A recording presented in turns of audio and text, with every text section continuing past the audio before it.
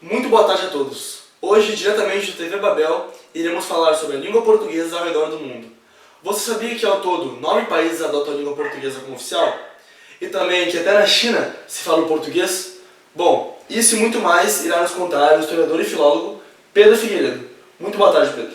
Boa tarde, João. Boa tarde a todos. Bom, primeiramente, como se distribui a língua portuguesa no mundo?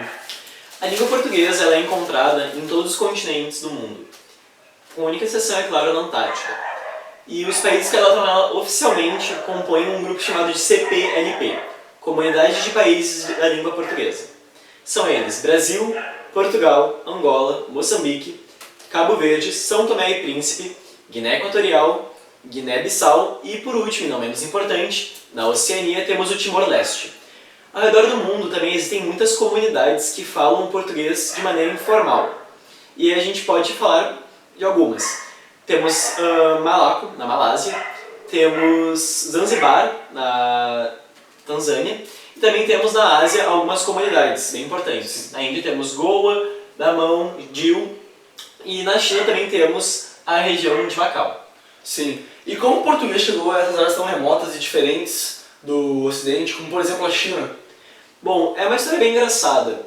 A presença portuguesa na região data por volta do século XVI, por volta de 1555-57, não se sabe ao certo, quando os portugueses chegaram à região e dominaram a vila de Amagal, e ali estabeleceram uma possessão portuguesa.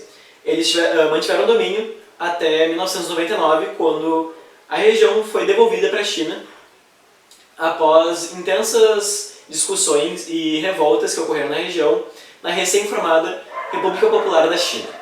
Sim. E por que o nome Macau, se não é algo em chinês? Macau se origina de Amagal. Amagal significa porto de Amá. Amá trata-se da deusa padroeira da cidade. Bom, com o passar do tempo, o português foi influenciando e Amagal se tornou Macau. Sim. E como você pode explicar a variação linguística do português ao redor do mundo? Bom, de fato temos dois grandes pilares que formam a variedade linguística do português. Temos o português de Portugal, que é bem parecido com o português falado na África e também na Oceania e nas comunidades independentes. E também temos o português brasileiro, propriamente falado.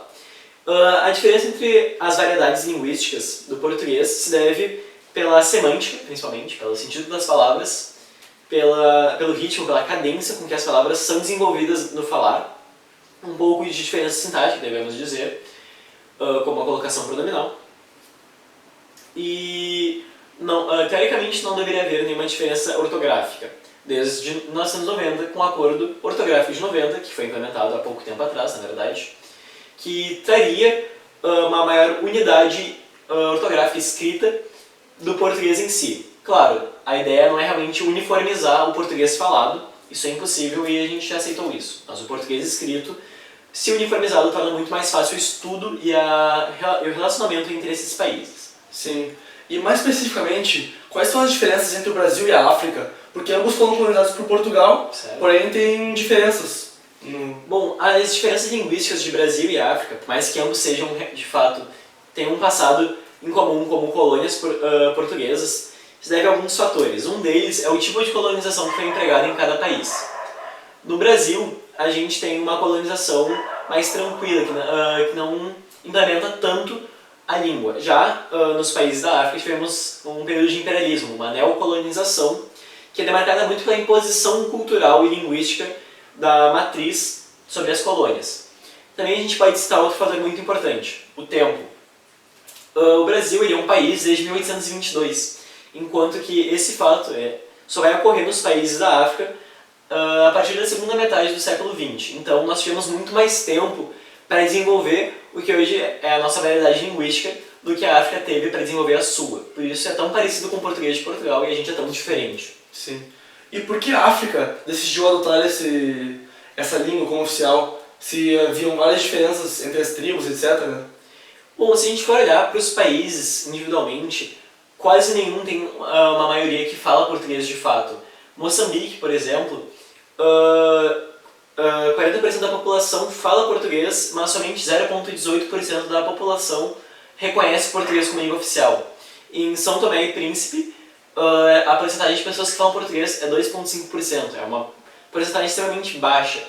No entanto, é bem inteligente, bem interessante a adoção do português como língua oficial, porque dá mais acesso a esses países, ao mercado europeu, acesso às grandes potências do mundo, como Portugal, e também dá mais acesso, mais voz na comunidade internacional, como é o caso da formação da CPLP em si mesma. Então, é uma coisa muito mais, uma ideia muito mais tática, muito mais estratégica do que realmente prática,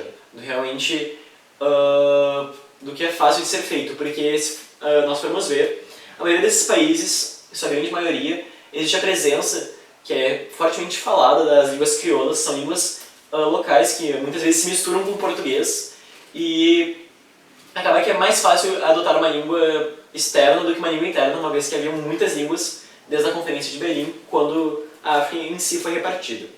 Tal ideia também é adotada por Timor-Leste com a adoção do português. Sim, sim. E iniciando as perguntas, acabando já o programa, por que o Brasil tem esse jeito tão diferente de falar, essa variação?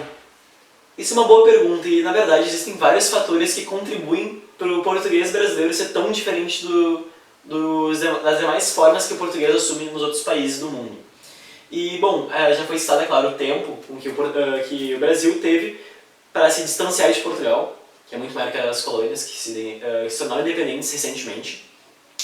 Também podemos citar a influência de outras línguas, como as línguas indígenas, como o Tupi-Guarani, que tem uma forte influência em várias palavras do português brasileiro, que ao longo do tempo. Também podemos citar influências estrangeiras, como a vinda de imigrantes para cá, ou as invasões inglesas, holandesa, francesa, que ocorreram aqui no Brasil. Também podemos citar a vinda da família real. Todos esses são fatores que contribuem para o enriquecimento do vocabulário do português brasileiro. Também podemos citar, é claro, da influência dos Estados Unidos sobre o português no Brasil, tanto pela proximidade geográfica, quanto também pela influência econômica, cultural e política, que é a potência hegemônica dos Estados Unidos, que traz palavras para o nosso idioma, palavras como show, site, mouse, que mouse em si mesmo, em Portugal é falado como rato, uma coisa bem engraçada, porque Portugal não adota as palavras tanto em inglês assim.